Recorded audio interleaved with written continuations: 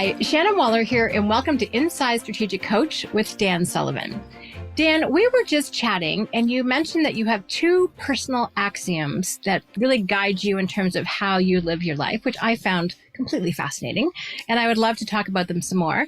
So can you please talk about axiom number one, really, which has to do with the fact that you don't have to do any research because the people you're talking to already have the answers?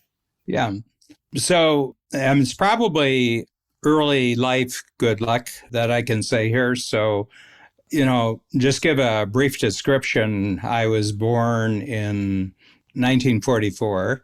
I wasn't born on a farm, but very early I grew up on a farm in northern Ohio.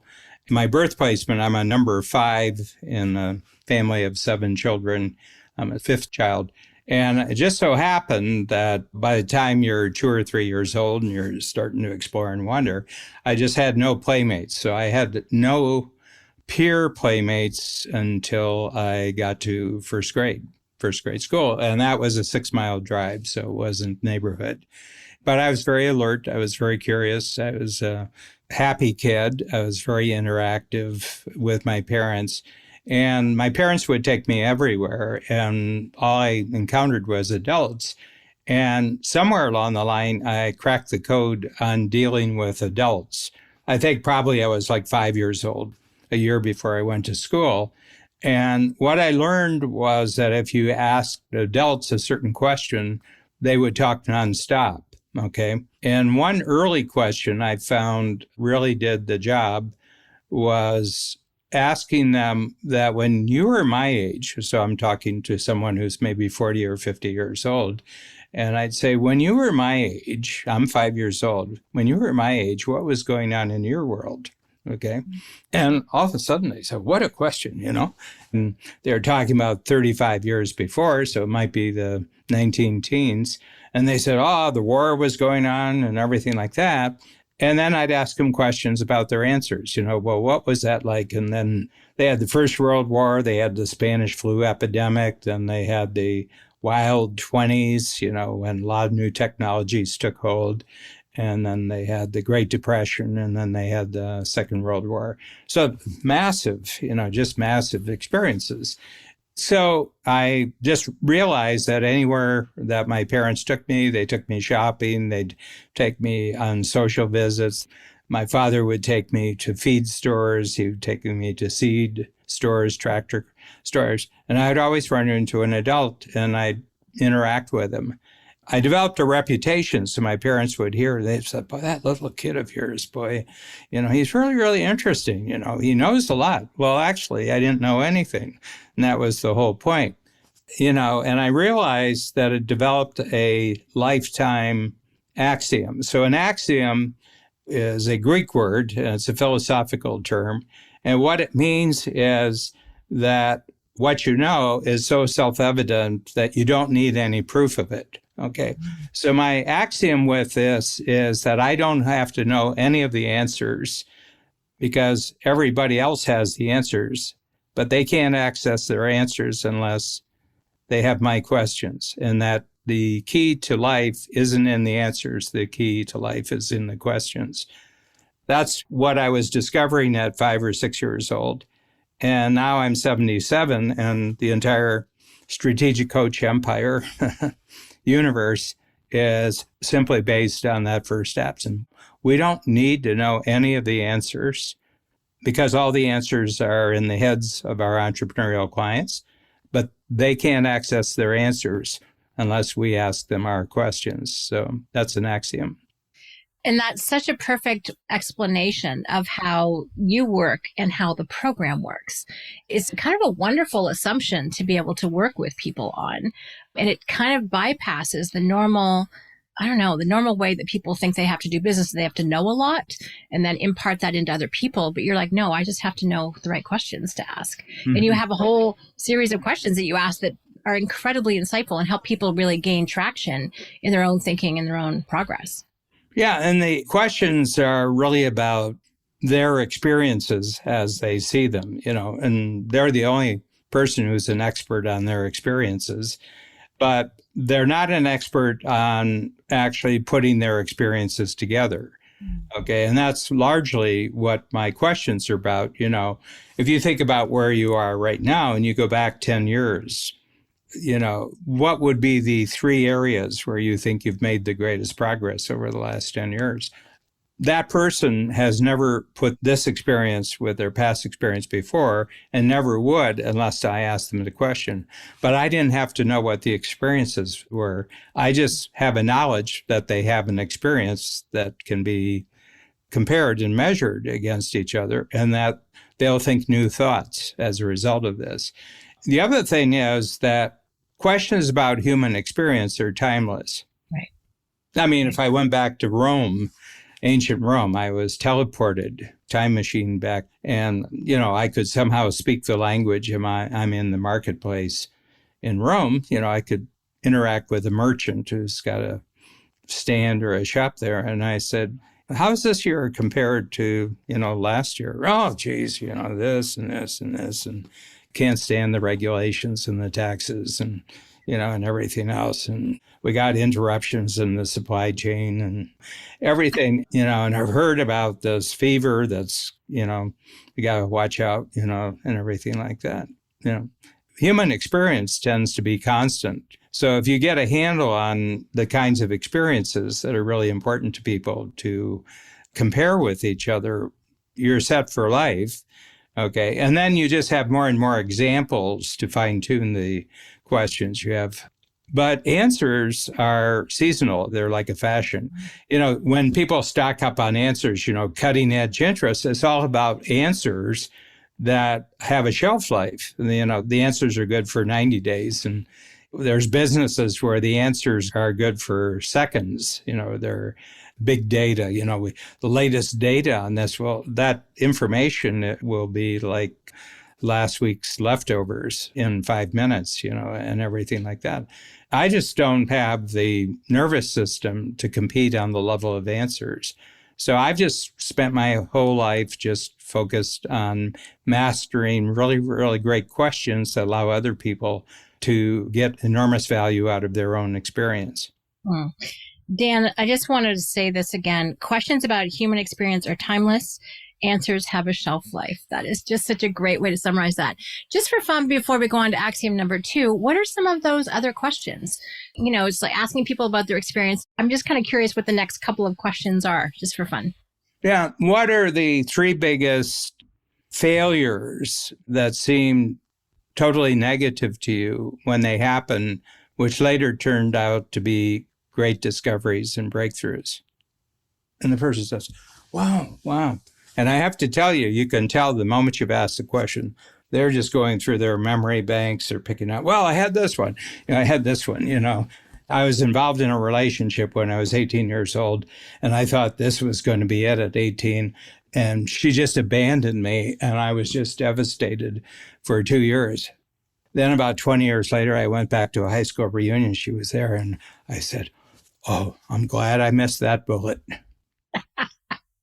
Yep. They had never thought about that in their life. Yet it was a huge experience. And now updating their understanding of that failure or that thing was very useful to them, Mm-hmm. I love that. You have so many great questions that are just have people reflect, but then, as you said, integrate their experience together in new ways. Yeah. And then they're able to take those lessons into the future. Well, the other thing is, it's another insight, it's an axiom, that we could add to that. But what people call their past is made up. And what people call their future is made up. Okay. And what I mean by that is that you have certain events from your past that are not made up. Things did happen and you didn't make up the events, but your interpretation of what the events meant was made up. Okay. And you can change your interpretations about anything in your past. And when you reinterpret a past event, for example, that may have seemed like a worthless experience, and then you found that it was actually valuable. Mm-hmm. Suddenly you're equipped with something important now that can be applied to your future because the future is also made up. And I think it's one of the most difficult realities for anyone to accept that the past that they feel so powerfully about is made up, that they made up the story. And that's also going to be true about their future. Mm-hmm. Once you do have that insight, though, there's a bit of freedom there that wasn't before. Yeah, I think there is a freedom, but it's a scary freedom. Mm. Okay, in the sense, because if the past isn't real, I didn't say it wasn't real. I just said it was made up. I said, you're the one who's saying that made up isn't real. I said, I think made up is totally real. Okay. And the reason why you made it up is to make it even more real. Mm-hmm. You know, and the moment why you would change it is to make it even more real. But what I'm saying is that you're the reality creator in your life. Mm. You know, I mean, a lot of people want freedom to do whatever they want to do, but at the same time, they want somebody to blame why it didn't work. Yep. Excellent point. Excellent point. Yeah. So, Dan, this really leads us into axiom number 2, which has to do with your thought that none of this was created with you in mind. Tell me more.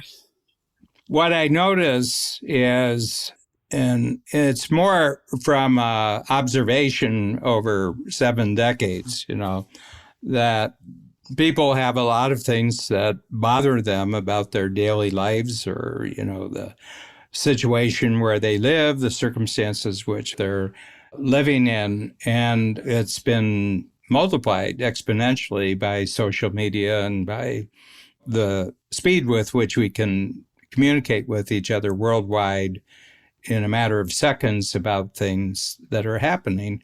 And people are bothered by an amazing number of things. And I find I'm not bothered by very much. And I think the reason is that somewhere along the line, it may have been I'm a 5th child, and so everything's already been used up. You know, all the available space and, you know, has been used up by older siblings by the time you come along. And I always had this sense right from the beginning of life that nothing in the world was designed with me in mind.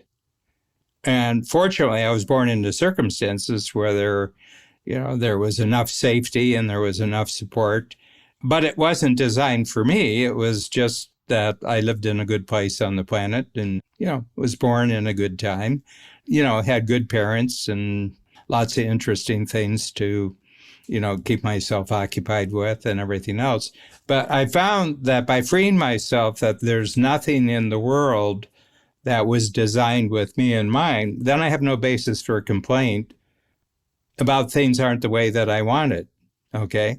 Mm-hmm. And what it does, on the one hand, it kind of frees me from being annoyed and it frees me from being bothered. But on the other hand, since nothing was created with me in mind, then I can do anything I want with my circumstances and with my experiences. And nobody has any say about me doing things differently or experimenting with different ways of doing it, because since none of it was designed for me, I don't have any responsibility for it. Mm. It's just the embodiment, Dan, of a no entitlement attitude, mm-hmm. as opposed to being upset or bothered or sad about that or something. You're like, oh, okay, in that case, I can have all the freedom I want to arrange the circumstances to better suit me. So you really took it as an opportunity for, as you said, not feeling responsible for it, but actually just using it as a creative, like raw material almost.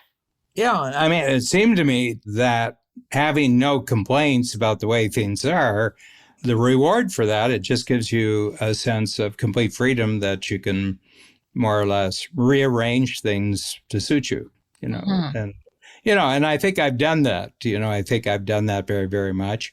And the other thing is that I've got the right to do that, but so does everybody else. And the mm-hmm. only thing that prevents other people from feeling that they're free is that they think that they were owed something. Mm-hmm. And that they've got to put in about 20 years of complaining before they can get to the point where they can start creating. Okay. It's so true. Oh, yeah. Yeah. No, I'm not finished my complaining yet, you know. Well, you haven't done anything yet. You know, I mean, you spend the first 30 years of your life complaining, you haven't really done anything yet. You're just complaining. And the other thing is complaining for 30 years gets to be a habit. It does, and it makes it very difficult to shift into creative mode. We actually you've said this in one of our conversations, complain or create. Like you have a choice to do one or the other. What I love, especially since I have two, kids in my family, 18 and 21, where I'm like, okay, let's start creating sooner, complain never if you can. But I love that freedom that gives you, because it's almost like with no entitlement attitude, no one owed you anything, but also you don't owe anything. And that ties a little bit, Dan. You talk about, people talk about giving back a little bit. It's interesting because there's an implied obligation there, but you're like, let's talk about it as just giving. Yeah. Can you talk about that for a moment? Because I think it definitely ties into this. Yeah, well, it's very, very interesting. And I have just noticed this, that the people who most took responsibility for their own life at the earliest point in their life and then created great enterprise. I'll just use the word enterprise here. They created something new in the world that was valuable for people, and a big, very successful dynamic organization formed around them, which created an enormous number of great jobs for people. And then the person who started all this becomes very successful, well-known, and wealthy. Okay. And then the people in another part of society who didn't take responsibility for themselves, didn't create anything in their life, and were totally supported by what already existed, get to the point and say, you wealthy person, successful person, now you have to give back for everything that you've been given. And I said, they didn't take anything. And I said, with really successful people who've done it on a good basis, that, they've done it honestly, they've done it ethically, it's legal and it's valuable. So that's what I call, creating in a very, very positive way. I think that they naturally reach the point where they've got so much for themselves that they have a desire to share it. They have a desire to include other people in on their success and include other people in on their prosperity. But that's their choice. It's their choice. And they're under absolutely no obligation to do anything. Okay. Since they took total responsibility for themselves, where others didn't, others expected to be taken responsibility for, those are the takers. For me, the people who made other people responsible for their success are the takers.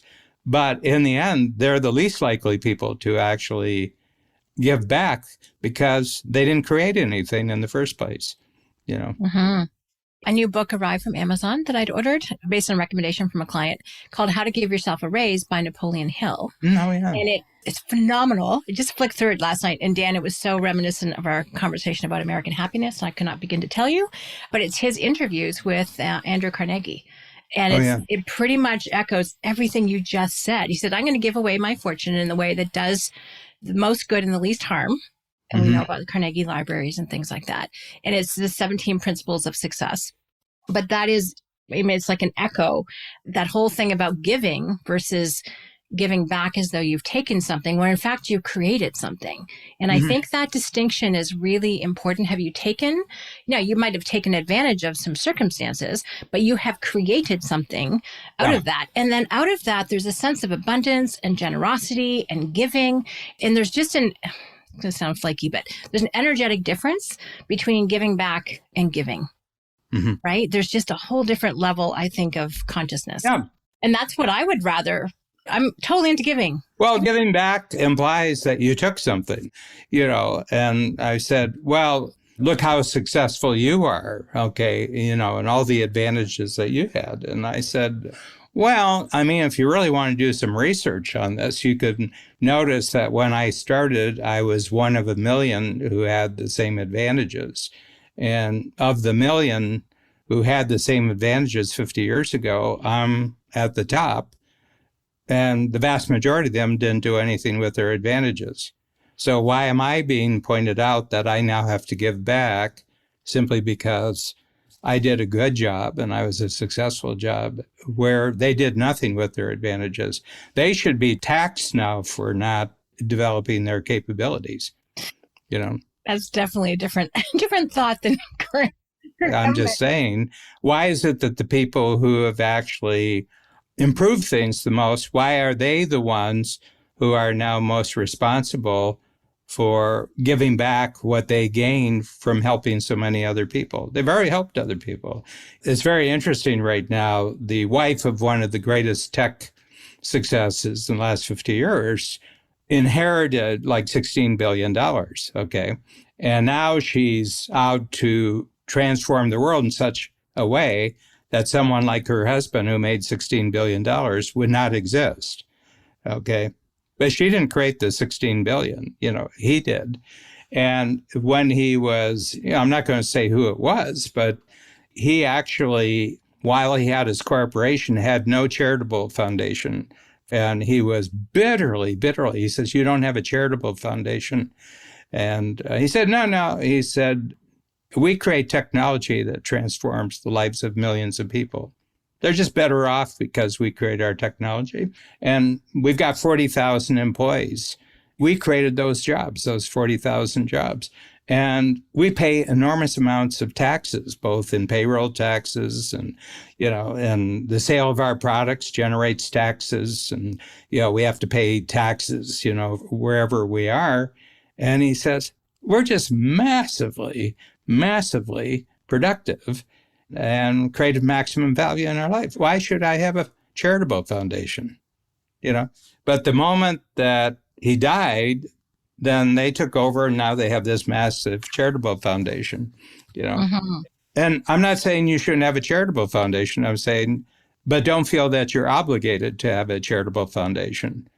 And I guess if you're going to have a charitable foundation, there's rules that you have to follow and you have to fill in the paperwork and you have to, you're subject to, certain kinds of scrutiny and accountability. Well, you can choose to do that, but I don't see how anybody's obligated to do it. Mm-hmm. Yeah, the difference here is in obligation. If it comes out of a sense of generosity and abundance, it just feels better. Yeah. So I really appreciate that. It's a binary mindset, either entitlement or no entitlement, and different things come out of that way of approaching things. So thank you for sharing your axioms. I think a lot of entrepreneurs will resonate with this one. I'm sure people will be sharing it with others like, oh, this is how I've been thinking. I've been trying to explain it. Mm-hmm. So thank you. And all the really practical questions about how people can reflect on their experience, I know will be great takeaways too. Thanks, Dan. As always, lots of insight and great perspectives on mindset. Thank you, Shannon.